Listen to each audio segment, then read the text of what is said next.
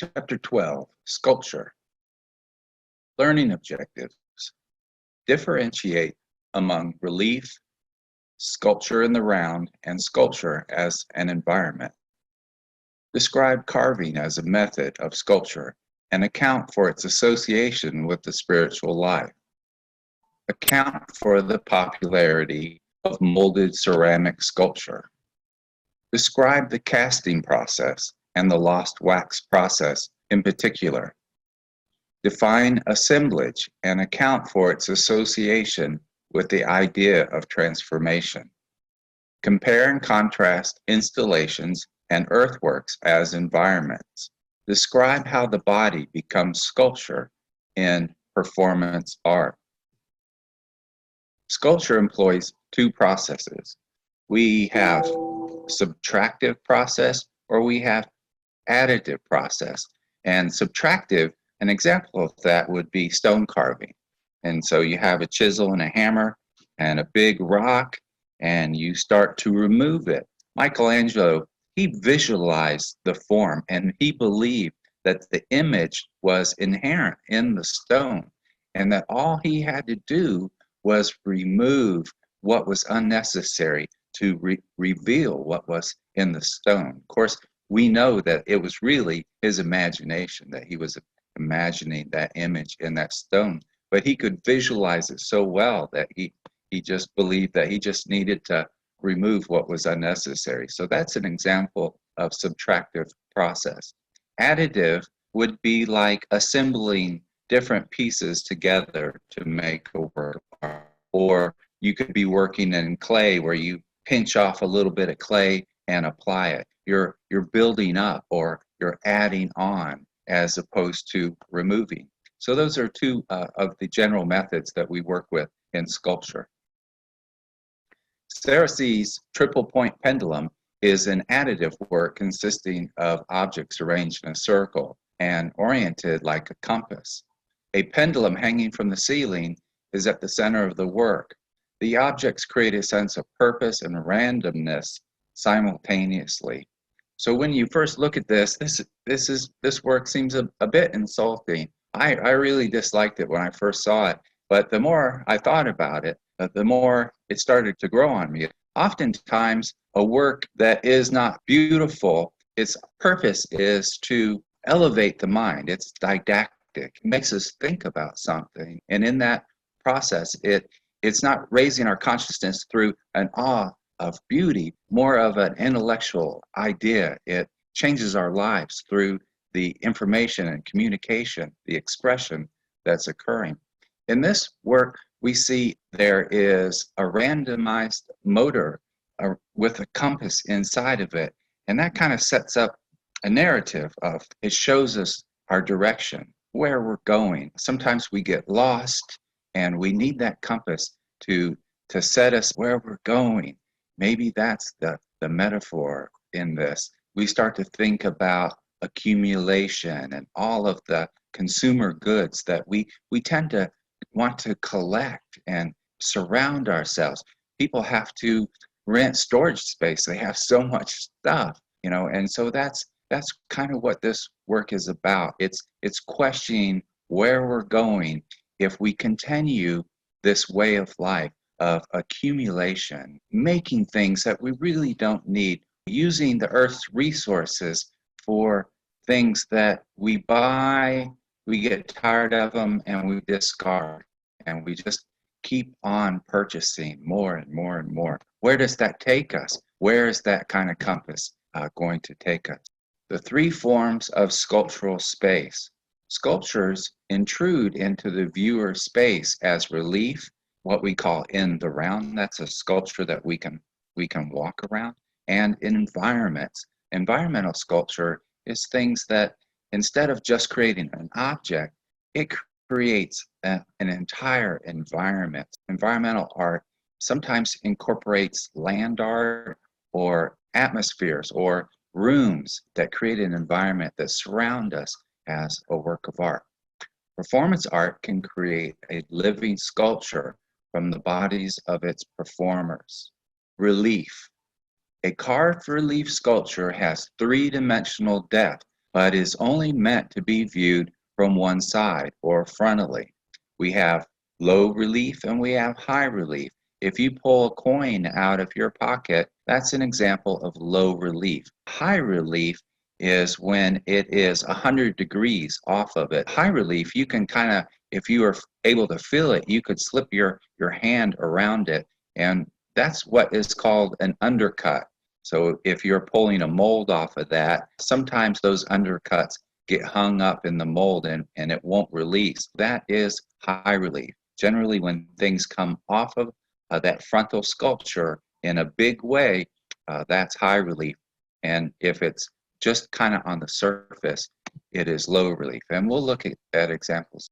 The Parthenon frieze, called Maidens and Stewards, is a considered low relief and features naturalistic figures. Two examples of high relief sculpture were the depictions of the sacrifice of Isaac created by Brunelleschi and Ghiberti in a competition to win the commission for the baptistry doors in Florence, one of the greatest art competitions in world history. So this is a fragment from the Panathenaic procession. That was a procession for the games where they carried this flame from Prometheus from in the city to the Acropolis, to the Parthenon. And so they, just like the Olympic Games today, they travel long distances with fire. And so they're bringing that sacred fire and placing it at the Parthenon.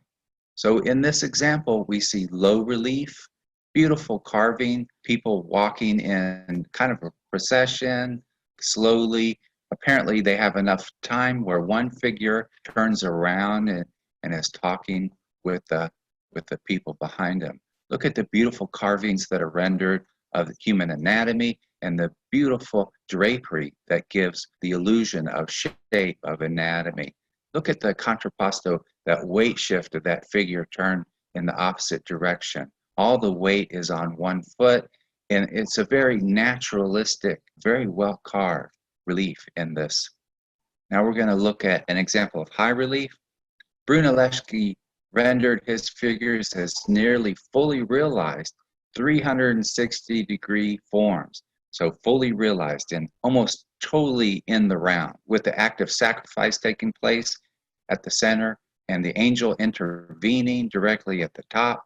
Ghiberti placed the act of Isaac's sacrifice to one side, allowing for a more dynamic representation. We'll look at the two examples of this. So this is cast bronze. We're using this in the text as an example of relief. This is high relief. Notice in this composition, this is a narrative story about Abraham is being challenged by God to show his faith. So he is asked to sacrifice his son Isaac. In this composition, Brunelleschi, you'll remember him. We've talked about him before. He built the dome for the cathedral in Florence. Great artist. He's in a competition against Ghiberti. And this is Brunelleschi's entry into this contest. In this competition for the baptistry doors, they have to provide a little sample of their work. Now, the doors would be a lot of different narratives put together, in each one being a panel in a door. So Brunelleschi has put Isaac right in the center of the composition. Really beautifully rendered figures. Notice that here Abraham has a knife to Isaac's throat, is about to sacrifice him, and an angel comes in just at the last minute, his hand, pulls it back, and stops the sacrifice from happening. And this is Ghiberti, his composition. Notice how Isaac is off to the side. So we see a much more dynamic composition. In fact, there is a line that happens just under the pedestal that Isaac is on. The landscape is going up diagonally to the left, and we see a mountain landscape in the background to the upper left. So that creates a very strong diagonal in the composition. It's not as much as a bullseye, centered with things moving around as it is in the Brunelleschi. Now, what do you notice about the angel at the right? It's foreshortened, and it's moving in towards us, which is a more sophisticated look than what we see in the Brunelleschi that is just off to the left and it's kind of coming parallel with the composition. Ghiberti won and built other doors after this, but a beautiful example of high relief in the sculpture. Sculpture in the round. Freestanding sculpture demands movement of the viewer to see it from all sides. We're going to look at some examples, including the capture of the Sabine women. The Sabine women is a Roman story about how they tricked their neighbors, the Sabines, to come to Rome for a great party. And when they were there, there was a signal. The emperor took his cloak off, and the Roman soldiers rushed in and captured women. So they captured them so the Roman soldiers could have wives. So that's a story about the Romans. We're going to look at Giabologna's genius of composition mattered more than the subject matter, which shifted after it was created. This is an example of sculpture in the round. Now look at all these three different figures. Each one of them contributes to a unified whole. Each one of them is its own separate little spiral, twisting and gyrating in space. We see starting at the bottom. What this figure at the bottom does actually is it anchors the sculpture, because when you sculpt a figure out of marble like that, if it's not anchored somehow in the base of it, that's a very fragile area that you can sometimes lose the feet, or the sculpture will topple over, eventually get knocked over or broken. That begins the spiral, this twisting figure with its arms up and the twisting torso. There's tension. This Roman soldier is coming in, capturing the woman. The figure that's holding up the other figure is in itself twisting. Look, the feet are in one direction, the hips are in the other, and then this upper figure is doing the same. So she has her arms up, that completes the spiral, and her neck is out and her head is twisting around. So a beautiful upward spiral that is unifying these twisted figures. You can't see this sculpture just from one angle. This kind of sculpture in the round motivates you to walk around the sculpture, fully seeing every side. It's always a little different. This is a different sculpture from every view that you see it at. This is in a different direction. Notice how different this sculpture is. So a sculpture in the round makes us want to walk fully around it to see every angle, because it's going to change the energies, the movement, the body relationships. Now, it's really difficult to carve stone and make it look like muscle flex and expressive qualities. I wanted to show this one to you because it's one of my favorite sculptures. It's the capture of Proserpina. The male figure is Pluto.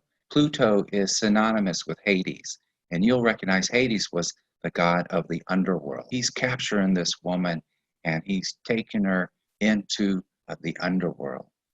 But it's a sculpture in the round, and notice that forward weight shift. What a great dynamic movement, flexing muscle, the tension of this woman who's being captured and pulled down into the underworld. It's very expressive, this heightened drama. But look at those fingers. This is why I wanted to show this work of art. Look at the beautiful delicacy and the pressure of those fingers pressing into the muscle. It just really comes to life, and it's exquisite. Bernini was a top-class sculptor, right up there with Michelangelo. Beautiful sculpture. Even the detail in the eyes, we see tears coming out of her eyes and strolling down her cheek. The mouth is open, we see the tongue and the teeth, and it's very expressive, her face. Her eyes are full of agony and disbelief that this is happening at this time. And here is a close-up. I wanted to show you the close-up of the beard. One of the techniques for carving marble was to start off with a little hand drill. They could drill holes into it as kind of a guide point and a beginning. Each one of the little curls would be the inside of that hole, and you would carve off of that. So that was a way of maybe creating a slight map of how you want to map things out. Wherever you wanted a little curl of the beard, you could drill a hole there. Just amazing sculpture. I've carved marble and granite, and I know how difficult it is. Soapstone's different. It's much softer. Marble's kind of in between granite and soapstone. Marble has a very fine particle to it. Unless there's a crack in it or variated in the grain of the marble, it's pretty easy to carve as far as not taking off a big chunk and ruining the sculpture. It has its own quality, but it's unlike, I work in clay, and clay is very soft. It's a material of lesser resistance. It'll take impressions off of your hands and your fingers. It is a very plastic and pliable kind of material, where granite, you really kind of have to work at it, and it's very dusty. And today, sculptors work with air chisel. They're very noisy. If you're running a compressor and a hammer that's taking off pieces with a sharp chisel at the top, it's quite a noisy, dusty process. Environments. Environments are sculptural spaces in which viewers can enter or visually explore. They're also referred as installations. Earthworks are large-scale outdoor environments made from the land. Site-specific works were made to transform a particular space. We have environments, which can be called installations. We have earthworks, and we have site-specific. Earthworks are outdoor things made from land. Site-specific is a sculpture made especially for that site. So it's specific to that site. If you take that sculpture out of that site, it ruins the meaning. Taurus Macrocopula is a work by Ernesto Neto, designed for the Louis Vuitton Tokyo store. The structure is a circle around a central axis that has been cut. Taurus is kind of like a donut, and this has been cut. The viewer must link in their mind as they walk across it. Imbalance makes the viewer contemplate the concept of madness. So look at these people walking through. This is like a fishnet, and the macro in that title represents fish eggs. And fish eggs trapped in a net. These fish eggs are represented by little plastic balls. And as you walk around it, you can imagine how, like a swinging bridge, it is very unstable and hard to keep your balance. And those little plastic balls beneath our feet, and they're moving around. So you're in this journey in life, and all these things are moving around, and we're constantly in a state of unbalance, trying to grasp our balance in this torus that we're walking onto. This work is about going through life and experiencing that out of balance, and trying to get things back into balance. Material being carved is chipped, gouged, or hammered away from inert block or raw material. Sculptors who work in wood must pay attention to the wood's grain, as working against it could destroy the work. The granite has a larger grain, and sometimes there's veins in the granite. Typically, with a piece of granite at the quarry, people that are purchasing large rocks will look for a big chunk of granite without any veins in it, because that could lead to later on a check or a crack in the work, in the stone. Michelangelo's Atlas slave is unfinished, a testament to the struggle of working with stone, as well as an imaginative compromise by the artist. We're going to look at that before we go on. So this is Atlas, and you remember Atlas, he had to hold the world up, and he's very strong. His punishment was to hold up the world. Looks to me like there's really not enough room left in this sculpture to represent the world on the back of Atlas. But who really knows why Michelangelo abandoned it? But in his ability to leave this work unfinished and unrefined, that is another side of Michelangelo's brilliance, that he he knew when to stop with this work. Look how contemporary this piece of work looks, where we see the juxtaposition of the very refined, the emphasis of the muscle and the body, of the mass, against the chiseling marks of the rough stone. And it is finished in a state of being unfinished, that we can see that in this work. Ancient Greeks adopted a more naturalistic style. The Kuru shows more relaxation and lifelike posture and proportion. The Egyptians, when they carved their stone, look how rigid that is, stiff and rigid. There is an unnatural quality to this. The Egyptians were interested in the Ka.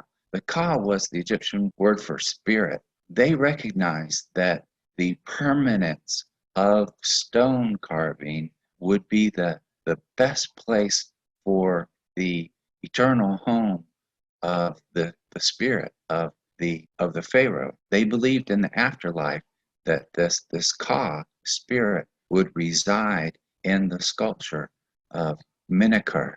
When we look at we're going to see the evolution of sculpture here in this little bit of this power. This is 2480 BCE, and by the time of 480 BCE, look at the changes that has taken place. This is the Kurus. The Kurus, the Greeks were where the Olympics came from. They admired the youthful body of athletes. And so when they fashioned their gods, they often fashioned them as a young athlete, a young male athlete at that time. A much more defined anatomy, much more realistic anatomy. They started becoming more aware of how the muscle groups and bones work together. And again, we see a very nice, beautiful transition of all muscles. And we're starting to see a weight shift in this. Notice how the weight is on the left leg. In our next sculpture, this is Praxiteles, Hermes, and Dionysus. In this, we really see a contrapposto, that kind of counterbalance and weight shift. And to the extent where all the weight is on Hermes, his right leg, and it throws that hip up in the air and creates this beautiful S curve in the figure. This is Hermes, who is taking care of Dionysus. Dionysus was the god of wine. So wine cults had developed in that time period. This cult of the wine was symbolized by the birth of Dionysus. The legend of Dionysus, it was that his mother had a relationship with Zeus.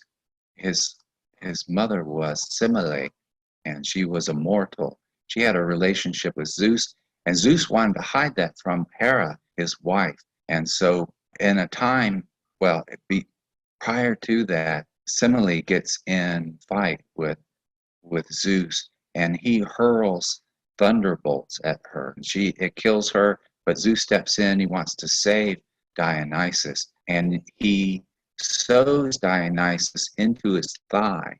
Dionysus is born from the thigh of Zeus, but he has to, as when Zeus is born, crawls out of his thigh, he has to hide Dionysus from his wife. So he gives Dionysus to Hermes to kind of shield the boy and bring him up. Hera wouldn't find out about him. Modeling. This is an additive process in which a pliant substance, usually clay, is molded. Clay can be made more durable by firing it in a kiln or oven at high temperatures. Works of clay are called ceramics. Chinese mastery of ceramic art is exemplified in the warriors found at the tomb of Shin Shi Huangji. More than 6,000 life-size figures of soldiers and horses acted as immortal bodyguards for the emperor. So yeah, can you imagine? In this time period, we see this idea that if you sculpted figures and they would go into your burial with you, that they would guide you and protect you in the afterlife. 6,000 soldiers and people of the court. There's also bronze horses and chariots in this giant tomb. Each one of these figures is unique and different, even though the sectional pieces were clay pressed into the mold. Each one of them was hand finished, so there were different attributes and different facial features of all the different soldiers there. And you know, if you're an emperor and you have gone to war with other cultures, you might be worried about those cultures meeting them in the afterlife. Here we have this idea of these clay sculptures as protectors for the emperor in his afterlife. But enormous feat, just making a piece that scale, even though they are stacked on, the sectionals are stacked on top of each other, that for that time period, that's an amazing accomplishment. Firing them in a kiln without them exploding or blowing up or cracking, that shows a great technical understanding of clay. Casting. Casting involves a mold into which molten material is poured and allowed to harden. Bronze, brass, and other materials can be poured into a mold. The head of an Oba from Benin in the 18th century was cast in bronze. The traditional heads are not portraits, but generalized images. Our text just said bronze, but here in the text it says brass and iron. So brass and bronze are not that much different. There's a little bit more zinc added to the brass, and that gives it a colder, a brighter finish. So bronze is mostly copper. When you melt that like a penny, that copper, it melts pretty quickly, about 2,000 degrees. People add different things to bronze. So it could have nickel in it, could have some silica. So that explains why some bronze material is brighter and some is darker. Most of the time, an artist will put a patina, they'll kind of etch the surface with sulfur or something, sometimes ammonia to make it green and sulfur to make it black. This is the head of an Oba who is the leader of a community or culture. This is not a portrait of the Oba, but it focuses on his crown, his head, the coral crown, and the coral beads that extend the neck. The head had particular significance because they believed that it was the head that gave our life direction, in turn could direct the community or culture. So the head gives you direction where you look, you know, you can go, you can organize your thoughts and organize your community in the same way. I want to take you through the bronze process and the lost wax process. The lost wax, they call it lost because you eventually will burn the wax away and it creates the cavity for the brass or the bronze to go into. When you create a bronze, the first thing you do is you sculpt a form. And I sculpted this with clay. And then I took a plaster mold. This is a 5-piece plaster mold that goes around it. And then I took sculptor wax and brushed it in there so I could control the thickness of the wax. After you have your form done in wax, then you want to create sprues and vents with a funnel cup. This cup at the top is where the molten metal will be pulled into, and the sprues are like veins that deliver that hot liquid bronze to all parts of the form, because you want to deliver that. You want to give it channels to spread out that metal and deliver it into different places, because you don't want an incomplete cast. When metal's going through thin plaster and sand, the castable, it can cool rapidly, and if it hardens before it gets completely filled, you get an incomplete cast. The vents are the areas that are sticking upward, the red. What you have to do as that bronze is going in, you have to have vents that will release the air pressure or the gases. Otherwise, it can create bubbles in there and stop the flow of the liquid bronze. So you have sprues and vents in your wax. Now we're going to create a cavity here and coat it with a castable of plaster and sand. And this is roofing tar. So I have created the shape. When I pour my castable in there, it's going to completely surround the wax with castable. This has a screen in there to give it a little extra strength, kind of hold it together. The sand and the plaster is kind of fragile, so this screen, chicken wire, kind of helps hold the whole thing together.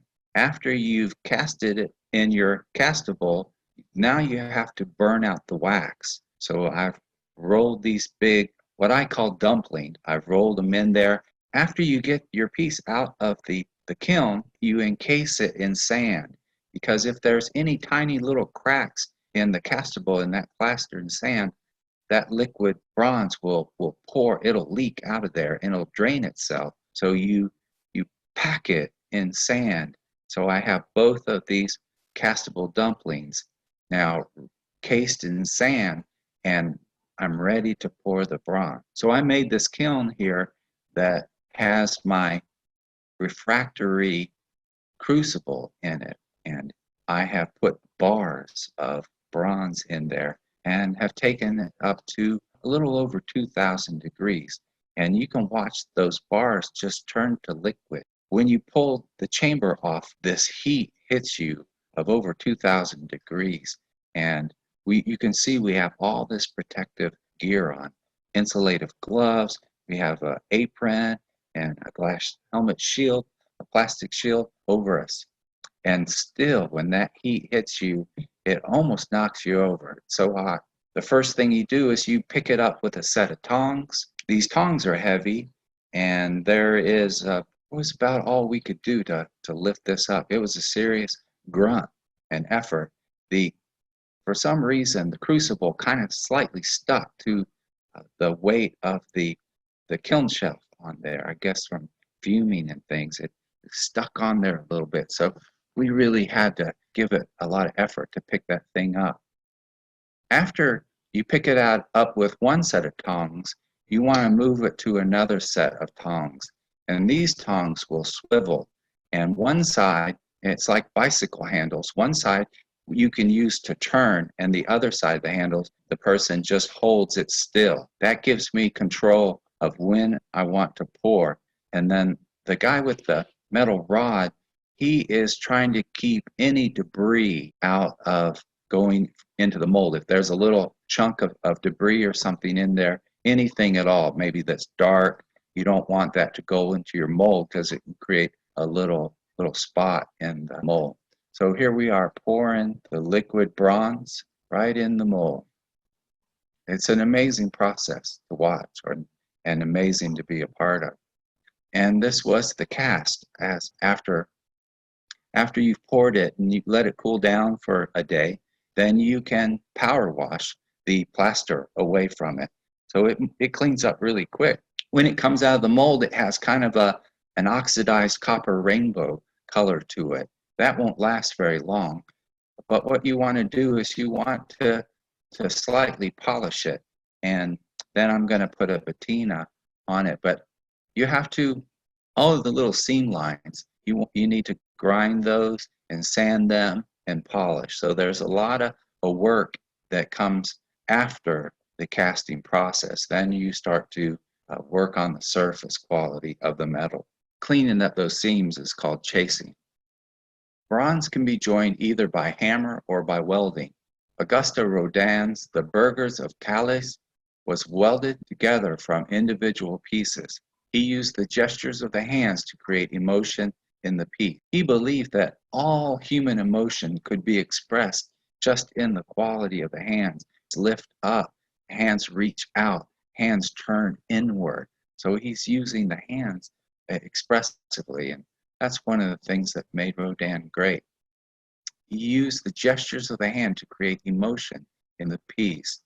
The sculpture was intended to be viewed from the ground, and the individuals must walk around it to experience it. This is the Burghers of Calais, and this was about a war between the French and the English. The English invaded And instead of sacking the city, they said, well, if you'll give us a group of people to sacrifice, we'll keep the city. We won't destroy the city. These burghers of Calais are the people that they gave up as sacrifice. And in their braveness, the queen talked her husband into letting these people go, letting them survive.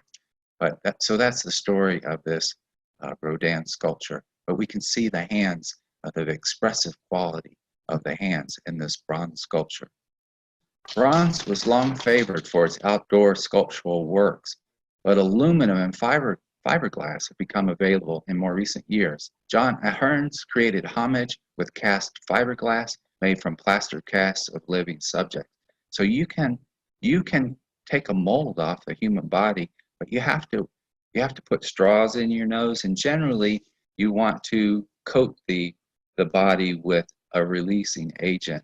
And you have to be really careful, because if that plaster clings to the hair, then you won't be able to get that plaster cast off the body without tearing the hair out. So I've witnessed people do casts of their chest and had forgot to shave that hair away, and hair was stuck in the cast, and they literally had to rip the hair out of that person to get that mold off of them. This is a homage to the people of the South Bronx. This artist, John, has taken casts off of real people. We see there's a double Dutch kind of jump rope going on in homage to the dignity of the people of the South Bronx, where they maybe not necessarily had a lot of money, but they had a community, and he wanted to show this in this sculpture. And this was cast in fiberglass. This sculpture paying homage by showing this community in a very dignified, in a playful and meaningful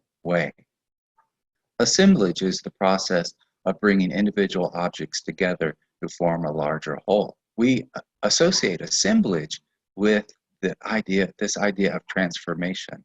And you can transform an environment through an assemblage, and you can often transform objects by bringing them together, maybe recycling them, repurposing them in a way that wasn't maybe their original function. Through this transforming an area or bringing things together and creating work with objects that are being repurposed, that is why it carries that association of transformation. Louise Nevelson's Sky Cathedral is a frontal work that functions like a high-relief altarpiece, with wooden boxes housing found objects and painted all in black. So I've seen works of Louise Nevelson's. They're extremely large pieces. Some of these are as long as my living room and kitchen put together. It looks to me like she has found pieces of wood. I know I live in Berea, and there are a lot of craftspeople in Berea. And the woodworkers, if you go visit them, often they'll have barrels of turned old pieces of wood and projects that didn't quite work together, little pieces, remnants of wood. It looks to me like she had collected a lot of these pieces of wood and created boxes, like modular units, for them to sit in. All these different shapes, such a variety of shapes, but it creates this rhythm and harmony in this work. And remember how a grid can give structure and add meaning to things that are very different. Louise Nevelson is working with that idea as modular units in a grid to bring a harmony together through all these variety of different shapes in this work. She also paints the entire thing black, and this black color unifies all these shapes together, gives it a sense of completeness or wholeness in this work of art. Assemblage. African sculptures use assemblage to create objects of spiritual significance. The display piece from the Yoruba culture combines beadwork, cloth, and basketry to portray a royal wife. And they also talked about the king needed the support of all the mothers. In this work, it is a sculpture of all the mother. Designs play on geometric shapes and pattern, as well as the principles of shine or wholeness. So when we look at this sculpture, we see a mother figure, a wife, or all the mothers in this sculpture. They're assembling different materials, whether it's bead or basketry or other fibers mixed together. So this work is assembled materials. And in this sculpture of the mothers, we see a basket that represents an offering. It's just below the conical breasts of the mother figure, and then we see a smaller figure, whether they are in the court of that time, but they hierarchically, there are much smaller figures in the sculpture. And then we see this idea of the shrine. Jeff Koons' kitschy sculpture recreate commodity culture. Let me explain about the postmodern aesthetic of Jeff Koons. In postmodernism, they often try to remove the idea that there are academic art and lowbrow art, and kitsch is a word that they use to represent kind of a low art like truck stop art, that kind of. In this work, Koons is trying to create something that is maybe seen as kitsch or lowbrow. It's the embracing of kitsch into a kind of a new highbrow, a new postmodern style of work.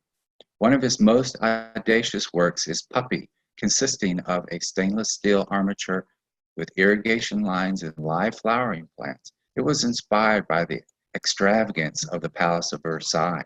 Jeff Koons describes this as he wanted to make a work of art that, say, Louis XIV, King Louis, he'd get up one day from his palace and say, I want to create a giant sculpture that is 40 feet by 21 feet, and I want to have it done by evening today. And so he would set his workers out on that. So this is like this giant geopet, where you put the little seeds around the little ceramic figure and these plants grow out of it.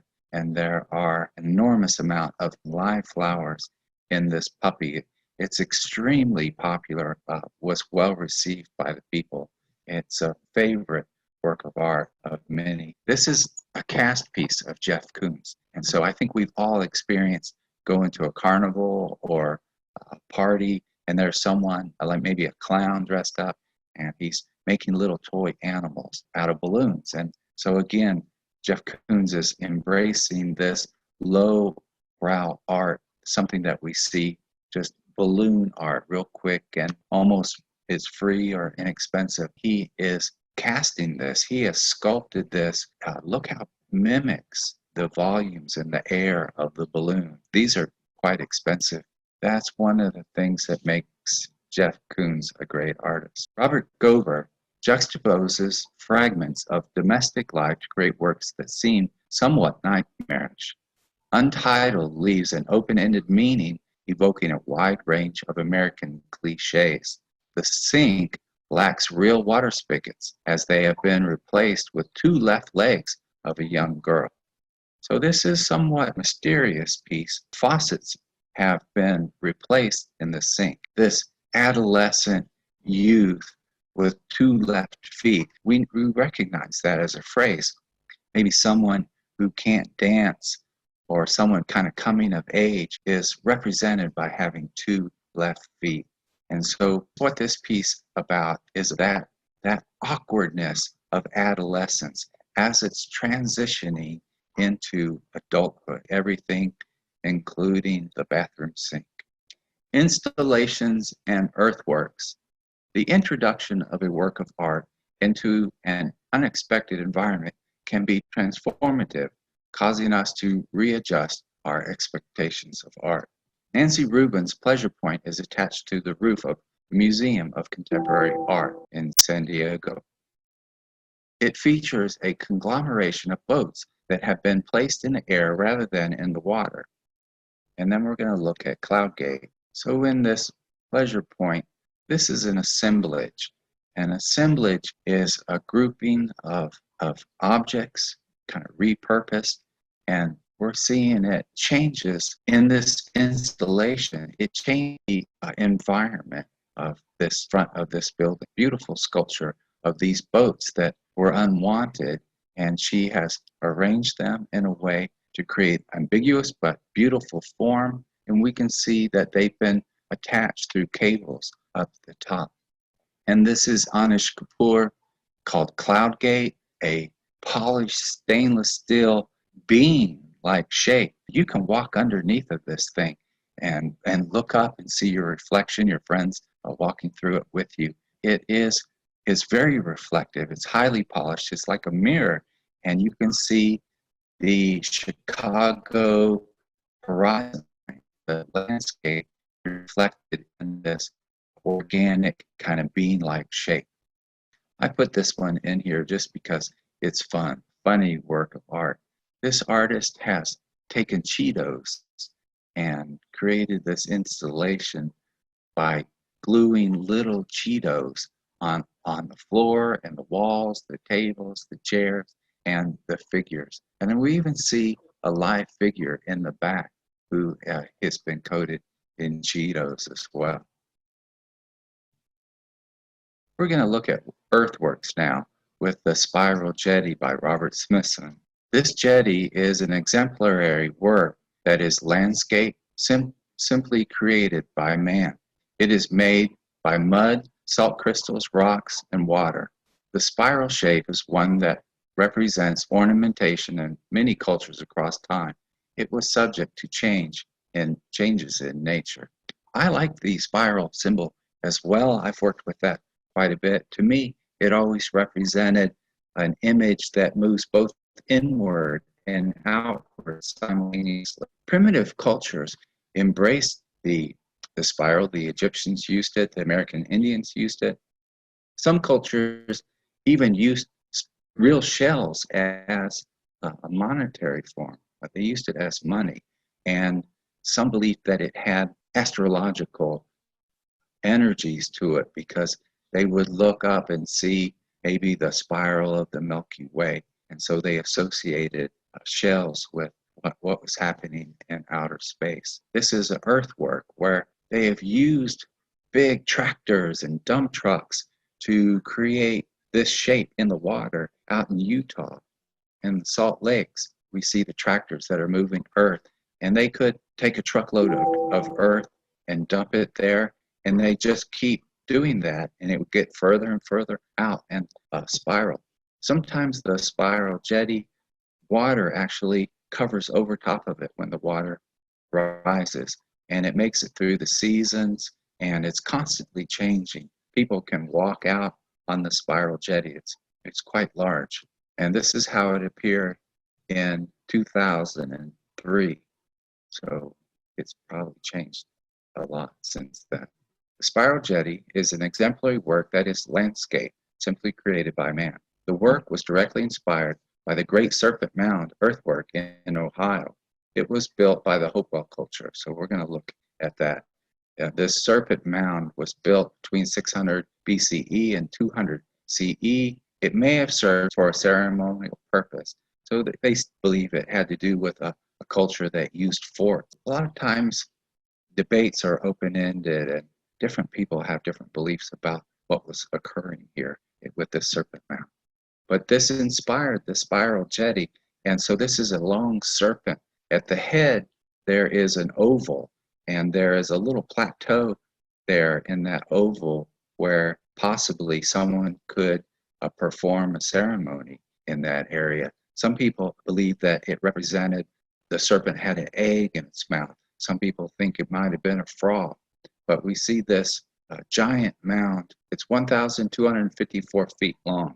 And at this end over here, we see this beautiful spiral. Spirals are like an archetypal form that reoccur in different cultures. So it's a beautiful shape. Art parks are crossovers of installations and earthworks. Karen McCoy created works for Stone Quarry Hill Art Park that included a grid of arrowhead leaf plants in a pond meant to reflect man's regimented effect on nature around it. Near the cities, we see what we call urban sprawl. You'll generally have a city planner who will have to approve the direction of movement in the city, of building That way, it's organized. And man seems to have this need to regiment things in rectangles and squares. I was just in a plane, and you look down and you see the landscape. It's been made into rectangles, side by side. It's very geometric when you get above ground, and you have the mountains and the water and everything in that relationship. But notice how Karen McCoy has used this grid in this. We see this grass coming up in a grid pattern, and it's this being environmentally aware of the footprint that we're leaving in the environment. And can we work in harmony together? Can civilization work in harmony with the natural world in our landscape? Zhangguan, three-legged Buddha, is a recent addition to the Storm King Art Center. It was conceived as a tribute to all Buddha sculptures destroyed in China's Cultural Revolution in the 60s and 70s. Incense burns inside the sculpture and rises through the perforations and hatches accessible to the viewer. Here we see a three-legged Buddha. This represents all the Buddhas that were destroyed during the Chinese Cultural Revolution. They were crushed and mangled and broken apart. So here we see that in this three-legged Buddha. It's like the idea of picking up these Buddhas and trying to put them, and we see this Buddha stepping on the head there that's emerging up out of the ground. It's an interesting and humorous. Humor can be an important part of life and in art as well. And you can actually burn incense in this, and the smoke comes out of the nose and the eyes of the sculpture. Zhangguan also explored performances before coming to America. He invited immigrant workers in Beijing to stand in a pond. So this is really great. This is a conceptual idea and performance, figurative sculpture all at the same time. The idea here is to stand in a pond in order to raise the water in the pond by 1 meter. As an accomplishment, the artist admitted as an action of no avail, yet poetic justice for the government not acknowledging the needs of the people. So that's what this work is about. They were going to demonstrate this idea that the people could raise the water of this lake. They're standing in there of no avail to represent that the government was not listening. So a great idea, great concept or content. Alan Caprose invented happenings or events performed or perceived in more than one time and place. In my time period, I was born in 62. In the late 60s, there was a lot of happenings. So this is in 1964. A happening is something that's acted out. It's a performance, and there's improvisation in this. And this work is the ideas behind it are very complex, but in this, there were male and female artists. The females would build a nest together, and the males would build a tower. And then they both came down and put jelly on this Volkswagen. I think the Volkswagen is the Volks vehicle. That might be why artists have been attracted to it. But they covered it in jam and jelly. And then the men went off, and the women started licking the jelly off of it. And the men went and destroyed the nest that the women made. And then the men came back and slapped bread on the jelly, started eating it. And the women went and destroyed the towers that the man made. And so it is a happening that represents the conflict and sometimes the aggression between the male and the female. But even like in this happening, they eventually come together. So this aggression or this difference between male and female can sometimes bring the sexes together. Now this is an unusual work here. In this work, it's performance. We have Marina Abramovich. She has created this passageway It's a living doorway where when people visit the gallery, they have to walk in between them. And there's only about a foot of space there for the visitors to walk.